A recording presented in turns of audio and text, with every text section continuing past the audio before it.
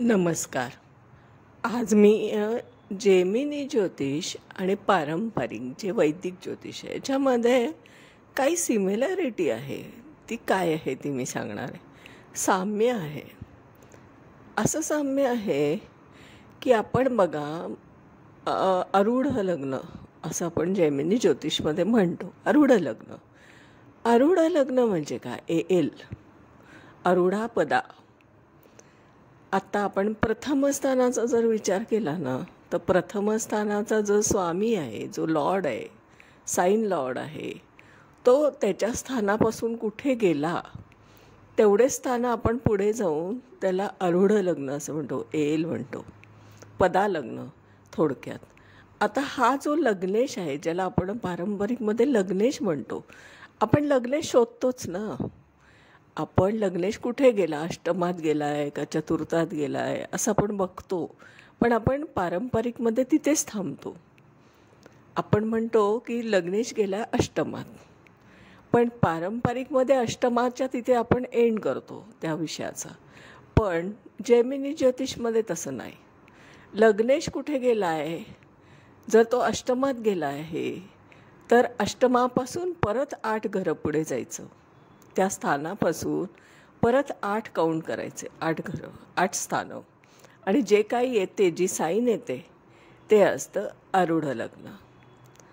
आता हा जो आहे, हा कन्सेप्ट आहे अशासाठी आहे की ती व्यक्ती जेव्हा तिचा लग्नेश जेव्हा ते स्थानापासून जितक्या अंतरावर जातो आणि तितक्याच अंतरावर पुढे आपण जर मोजलं तर ती जी काही साईन येते, जे काही राशी येते, ती त्या व्यक्तीला स्वतः कशी आहे हे त्याला लग्नेशवरून कळतं आपल्याला. आणि त्या व्यक्तीला जग त्याच्याकडे कसं बघतं, त्याचं ॲपिअरन्स बाहेर कसं आहे समाजात, बाहेरच्या लोकांमध्ये, हे आपल्याला त्याच्यावरून कळतं. म्हणजे समजा आपण असं म्हणूया की जर ते आरूढ लग्न येईल, जर आपल्याला सिंह राशीत आला आहे तर त्याचा ॲपिअरन्स बाहेरच्या समाजामध्ये एक प्रतिष्ठित, एक मानी असा दिसतो. अशा पद्धतीने त्याचा विचार केला जातो. आरूढ लग्न कॅल्क्युलेशन करणं सोपं आहे. मी समजून काय सांगते, आपण थिअरीमध्ये फक्त कॅल्क्युलेशन शिकतो, पण त्याचा ॲक्च्युअल अर्थ काय हे कधीच आपण समजून घेत नाही. आणि तो समजून घेतला पाहिजे. कारण थिअरी का कमी करायची याच्या मागे जो माझा चालला आहे सारखा, मी सारखं म्हणते की थिअरी कमी करा, थिअरी कमी करा. कारण थिअरीमध्ये काही गोष्टी ह्या तुम्हाला कळत नाहीत, त्या अनुभवास येत नाहीत. आता आपण त्यालाच पारंपरिकला फरक काय पडतो ते सांगते. असंच आपण हे पदालग्न काढत असतो, सगळ्या 12 घरांचं पदालग्न काढत असतो.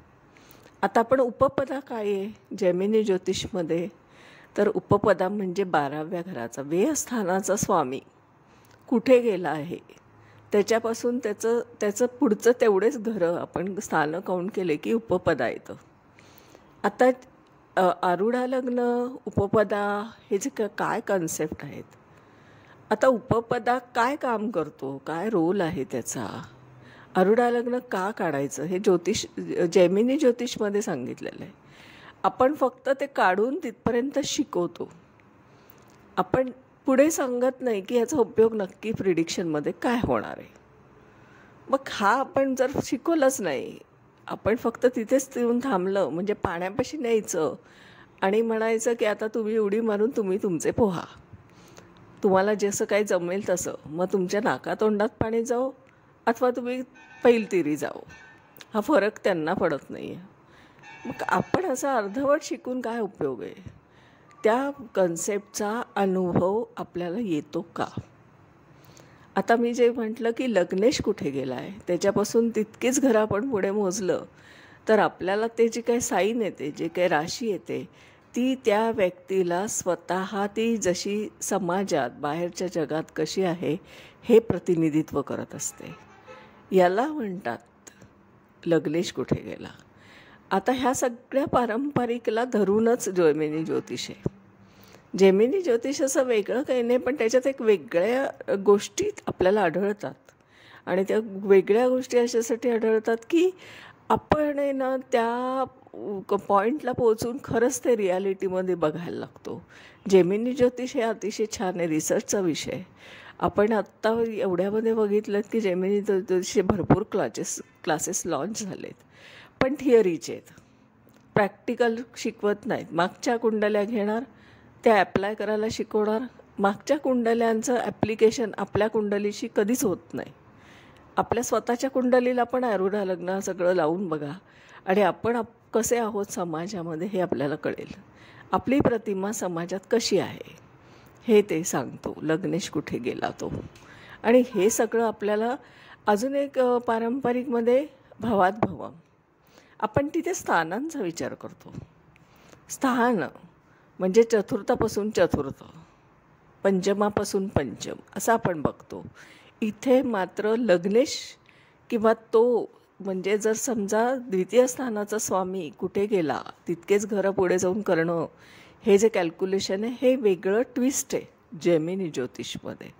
जेमिनी ज्योतिष नुसतं थिअरीत ठेवून उपयोग नाही, पॅकेजमध्ये देऊन उपयोग नाही. ते तुम्ही जन्मकुंडलीवर लावून त्याचे प्रिडिक्शन करून त्या व्यक्तीला ते पटवून दिलं पाहिजे की याला म्हणतात जेमिनी ज्योतिष. जेमिनी ज्योतिषमधले जे काय आपल्याला जे काय शिकवलं जातं आहे किंवा शिकतो आहे आपण पुस्तकाच्या माध्यमातून म्हणा, यूट्यूबच्या माध्यमातून म्हणा, जे काय शिकतो आहे ती थिअरी आहे. चरलग्न आहे. चरलग्नाचं कोणी शिकवतं आहे का? चरलग्न कॅल्क्युलेट करायला शिकवलं आहे कसं करायचं असतं ते, कारण त्याचासुद्धा नवम स्थानाशी संबंध येतो. चरलग्न आपण जेव्हा दशा आपण जेव्हा यूज करतो त्यावेळेस आपला त्याचा नवम स्थानाशी संबंध येतो. नवम स्थानावरून डायरेक्शन ठरत असतं त्याचं, कशा पद्धतीने ते आपण कॅल्क्युलेट होणार आहे. कारण त्या दशा आहेत त्या राशीच्या आहेत, त्या ग्रहांच्या नाहीत. ग्रहांच्या दशा नाहीत, राशीच्या दशा आहेत. जशी मेष रास, वृषभ रास अशा राशींच्या दशा आहे. आता ती आपण ग्रहांची दृष्टी बघतो, तिथे राशींना दृष्टी आहे. किती फरक आहे जेमिनी ज्योतिष आणि पारंपरिक, याच्यात फरक आहे. पण तो फरकसुद्धा अनुभवास आला पाहिजे ना. थिअरी तर आपण भरपूर तयार केली आहे, भरपूर कोर्सेस लॉन्च करतो, पण आपण प्रिडिक्शनमध्ये अनुभव येतो का हे कधीच बघत नाही. स्वतःची कुंडली घ्या, जेमिनी ज्योतिष लावा. स्वतःची कुंडली घ्या, बाकीच्या शिकलेल्या गोष्टी बघा आणि त्या ॲप्लाय करायला बघा. ॲप्लाय केलं तर ती थिअरी झाली, अनुभवास आली तर ॲडॉप्ट करा, अन्यथा ते डिस्कार्ड करा. या पद्धतीने आपण थिअरी कमी करू शकतो. आता जेमिनी ज्योतिष आणि पारंपरिक याच्यावर बरंच बोलण्यासारखं आहे. जे काय पद्धतीने आपण करतो आहे ते आपण आता याच्यापुढे थोडं त्याचं पण एक शिकूयात की कशा पद्धतीने आपण करूयात ते. कारण शेवटी कसं आहे की आपण थिअरीत अडकलेलं ज्योतिष बाहेर काढतो आहे. थिअरीत अडकलेलं ज्योतिष याची कन्सेप्ट अशी आहे की मला थिअरी अमान्य नाही, पण माझं म्हणणं आहे की माझ्या कुंडलीला जर ती थिअरी ॲप्लाय होत असेल जन्मकुंडलीला तर ती मी ठेवणार, जी ॲप्लाय होत नाही ती मी डिस्कार्ड करणार. त्याला मी म्हणते ज्योतिष बाहेर काढणं. ज्योतिषशास्त्र पुस्तकात अडकलं आहे, ते तुम्ही बाहेर काढा. तुम्हाला कित्येक थिअरी कमी झालेली दिसेल. आता मुंथासुद्धा कसा कॅल्क्युलेट करतात तुम्ही बघा. मुंथासुद्धा मी बोलणार आहे. मुंथासुद्धा आपण दानधर्मामध्ये अडकवला आहे. मुंथा तसा नाही, मुंथा प्रिडिक्शनमध्ये आहे. हे जेमिनी ज्योतिष आणि पारंपरिक याच्यातला जो फरक आहे ना तो समजून घ्या आणि तो स्वतःच्या कुंडलीवर ॲप्लाय करून बघा. असं जेमिनी ज्योतिष स्वतःच्या कुंडलीवर ॲप्लाय करून जर उत्तर आली ना तर ती मान्य करा. कुठलीही थिअरी घ्या आणि स्वतःच्याच कुंडलीवर लावा. तुम्हाला अनुभवास येत असेल तर मान्य करा, अनुभवास येत नसेल तर डिस्कार्ड करा. एवढंच मला आजच्या दिवसात सांगायचं आहे. उद्या मी अजून जेमिनी ज्योतिषच्या काही गोष्टी अजून एक सिक्रेट आहेत त्या मी सांगणार आहे. कारण मी सिक्रेट अशासाठी सांगते ना की पुस्तकामध्ये जे आहे त्याच्यावर मला काही बोलायचं नाही आहे. पुस्तकात आहे ते तुम्हाला सगळ्यांनाच मान्य आहे आणि तुम्ही ते वाचतायत, ते ऐकतायत, ते लिहितायत आणि त्याच्या परीक्षा पण देत आहेत. त्यात काय मोठं रॉकेट सायन्स नाही. आणि रॉकेट सायन्स का नाही असं म्हणते मी, कारण ते काय आहे तर तुम्ही या पुस्तकातही तेच वाचणार आहे, त्याही पुस्तकात तेच वाचणार आहे, इकडूनही तेच ऐकणार आहे, तिकडूनही तेच ऐकणार. त्यात काय रॉकेट सायन्स आहे. पण ती थिअरी तुमच्याच कुंडलीला लावून बघायची. सगळं जे शिकलेलं आहे ना ते आपल्या कुंडलीवर ॲप्लाय करून बघा. तुम्हाला अनुभवास येतं का हा प्रश्न पडला पाहिजे. आणि असा सजगतेने जर तुम्ही ज्योतिषशास्त्राचा अभ्यास केला तर तुम्हाला प्रिडिक्शन म्हणजे ज्याला फलित म्हणतो ते जमेल. आणि मग तुमचा कॉन्फिडन्स वाढेल आणि तुम्ही तुमचे स्वतःचंच आयुष्य जेव्हा तुम्हाला कळेल ना की मला हे सगळं ज्योतिषशास्त्र त्याच्यावर ॲप्लाय करून उत्तरं आली आहेत, तेव्हा कुठे तुम्ही कन्सल्टिंग दुसऱ्याच्या पत्रिकेचं करू शकाल. तेव्हा ती सक्षमता येण्यासाठी थोडा हा बदल करावा असं माझं मत आहे. मी टीका करत नाही आहे. जी काय रिॲलिटी आहे ना ती सांगितली गेली पाहिजे, ती कुणीच सांगत नाही. आणि सांगितली पाहिजे, उघडपणे सांगितली पाहिजे. मी उघडपणे सांगते, कारण जे अनुभव येत नाही ते सांगितलं पाहिजे. आपण आपल्या पुढच्या पिढीला घडवतोय, ज्योतिषाची पुढची पिढी घडते. इथे तरुणाई तिथे वळते, तरुणाई आवडीने शिकते. हा माझा अनुभव आहे. माझ्याकडे खूप स्टुडंट तरुण वर्गातली आहेत. आता ती उत्सुकतेने ज्योतिषशास्त्र शिकतात, कारण त्यांना कळलं आहे की हे इतकं काय बोजड नाही आहे. याच्यात बरीच थिअरी अशी आहे की जी ॲप्लाय होते, त्यांच्या जन्मकुंडलीवरती दिसते. मी त्यांना शिकवताना त्यांचीच जन्मकुंडली शिकवत असते. आणि जन्मकुंडलीवर घडलेल्या घटना जेव्हा त्यांना कळतात तेव्हा ते खूप आवडीने पुढे शिकतात. कारण अनुभव येत नाही आहे तर ते मजा नाही शिकण्यात. नुसती थिअरी ऐकली तर आपण शाळेतसुद्धा मग थिअरी ऐकत होतो, कंटाळा येत होता ना. जे अनुभवच येत नसेल ना ते खरंच ऐकावं असं वाटत नाही. त्याच्यामुळे हा जरा थोडा बदल जो झालेला आहे ना तो करावा आणि थिअरी कमी करावी. त्याच्यासाठी माझे चाललेले हे प्रयत्न आहेत. आणि अनुभवास आलेली थिअरी मी ठेवणार आहे, ती शिकवणार आहे, ती सांगणार आहे, ती यूट्यूबच्या माध्यमातून सांगते. कारण शेवटी मला हे जगापर्यंत पोचायचं आहे.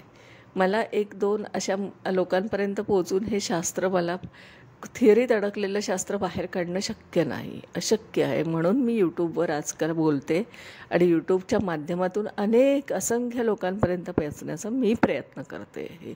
कारण हे मी सांगितलं नाही तर उपयोग होणार नाही. त्याच्यामुळे मला हे सांगणं गरजेचं वाटलं. हे काही खूप रॉकेट सायन्स नाही. ज्योतिषशास्त्र हे प्रत्येकाला येऊ शकतं, प्रिडिक्शन पण प्रत्येकाला येऊ शकतं. पण प्रिडिक्शन कसं करायचं याचं एक फलित तंत्र असतं, ते शिकलं पाहिजे आणि त्याचा आपण अनुभव घेतला पाहिजे. तर माझं असं आव्हान आहे आपल्याला की माझे स्वतःचे ज्योतिषशास्त्राचे क्लासेस आहेत, ऑनलाईन क्लासेस आहे. ड्युरेशन फक्त 3 दिवसाचं आहे. तुम्ही म्हणाल 3 दिवसात तुम्ही ज्योतिषशास्त्र कसं शिकवता, तर प्रॅक्टिकल विथ थिअरी आहे. कारण प्रत्येकाच्या कुंडलीमध्ये तेवढेच ग्रह असणार आहे. माझ्या कुंडलीतसुद्धा 7 बेसिक ग्रह आहेत, जे रवीपासून शनीपर्यंत असतात, वाराप्रमाणे जे असतात तसेच. आणि माझ्या कुंडलीमध्ये सुद्धा राहू केतू आहे. माझ्या कुंडलीमध्ये हर्षल, नेपच्यून, प्लुटो पण आहे. अशी 12ची टीम माझ्या कुंडलीत आहे आणि ती जगात जेवढे जन्माला आलेले सगळ्यांच्या कुंडलीमध्ये आहे. तर मग थिअरी वेगळी काय असू शकते. त्याच्यामध्ये आता बऱ्याच गोष्टी कमी केलेल्या आहेत ज्या अनुभवास येत नाही. मग थिअरी विथ प्रॅक्टिकल म्हणजे काय, तर प्रिडिक्शनच आहे डायरेक्ट. थिअरीमधून प्रिडिक्शन कसं करायचं, थिअरी घेऊन प्रिडिक्शन कसं करायचं, हा एक वेगळा आस्पेक्ट मी ठेवला आहे. आणि तो शॉर्ट ड्युरेशनमध्ये शिकवते. तुम्ही त्याचा अनुभव घ्या, कारण त्याच्यात 20 दशा वापरली जात नाही, यूज केली जात नाही. आणि आपण त्याप्रमाणे पुढे जातो. थिअरी आपल्याला पुस्तकं वाचायला लागत नाही. ही पुस्तकं वाचा, हे पाठ करा आणि हे लक्षात ठेवा असं माझ्याकडे फॉर्म्युला नाही. कारण आपण 3 दिवसात सगळ्या कुंडल्या सोडवत असतो ज्या तुम्ही आणलेल्या असतात, तुमच्या नातेवाईकांच्या, तुमच्या फॅमिलीच्या, तुमची स्वतःची. हे शिकवणं, हे त्याच्यावर ज्योतिषशास्त्र ॲप्लाय करून शिकवणं, हे मी करते. ज्योतिषशास्त्र ॲप्लाय करून शिकवता आलं पाहिजे आणि ते शिकवते आहे मी. तर तुम्ही ऑनलाईन क्लासला या, माझ्या ॲडमिशन घेऊ शकता. बरं, त्याच्यात अजून एक चॅलेंज असं आहे की तुम्ही ऑनलाईन क्लासच्या आधी करण्याच्या आधी माझ्याकडे कन्सल्टिंग तुमचीच कुंडली करा. मी तुम्हाला तुमचं आयुष्य वाचून दाखवते, सांगून दाखवते. इव्हेंट्स तुमचे पुढचे, आत्ता, प्रेझेंट सगळं सांगते. तुम्हाला पटलं की मला प्रिडिक्शन येतं आहे, तेव्हा तुम्ही माझ्या क्लासला जरूर ॲडमिशन घ्या. कारण असं आहे की तुम्हालासुद्धा माझी खात्री पटली पाहिजे ना की मी तुम्हाला शिकवू शकते.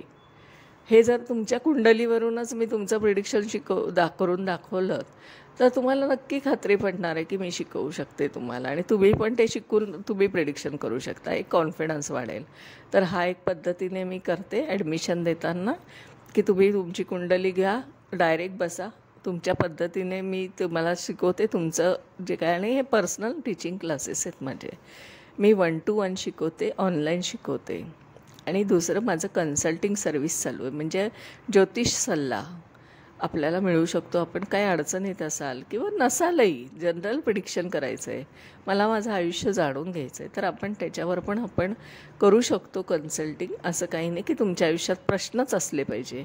असा जसं आता नवीन वर्ष सुरू झालं आहे 2025 आणि आपण प्लॅनिंग केलं आहे घर घेऊया, कधी होणार, हे पण एक चांगली घटना आहे ना. या वर्षाचं ते प्लॅनरमध्ये आहे आपल्या, पण ते जरा ताडून बघूया ना की कधी योग आहेत, कधीच घेऊयात घर वगैरे. अशा पद्धतीने आपण हे सगळा अभ्यास केला पाहिजे आणि करणार आहोत. तर कन्सल्टिंगसाठी आपण कोणतेही प्रश्न असो अथवा नसो, जनरल साठी सुद्धा तुम्ही करू शकता. तुमचं आयुष्य तुम्हाला जाणून घ्यायचं असेल तर तरीसुद्धा ते तुम्ही आनंदाने करू शकता. तर कन्सल्टिंगसाठी आपण माझ्याशी संपर्क करू शकता. जन्मवेळ, जन्मतारीख आणि जन्मठिकाण हे 3च गोष्टी लागतात. माझं कन्सल्टिंग फी फक्त ₹500 आहे. त्याच्यावर एकही रुपया खर्च येत नाही, कारण मी रिॲलिटीमध्ये सोल्युशन सांगत असते. जे काय आहे ते आपण काउन्सेलिंग करून बघत असतो आणि प्रत्यक्ष त्या प्रश्नावर कृती काय केली तर आपण बाहेर येऊ शकतो, काय आपण भूमिका घ्यायला पाहिजे याच्यातून बाहेर पडण्यासाठी, ते प्रॅक्टिकल ॲप्रोचने बघितलं पाहिजे. हे माझं ज्योतिष आहे. एक युनिक पद्धतीने मी हे सगळं पुढे नेते ज्योतिषशास्त्र, आणि मी ते माझ्या प्रयत्नाने, प्रामाणिक प्रयत्न करून पुढे नेते. हे सगळं जगापर्यंत पोचण्याचा प्रयत्न करते, कारण शेवटी मराठी पाऊल पडते पुढे. मराठी माणूस कुठे कमी नाही, तो जगाच्या पाठीवर आपला झेंडा रोवू शकतो.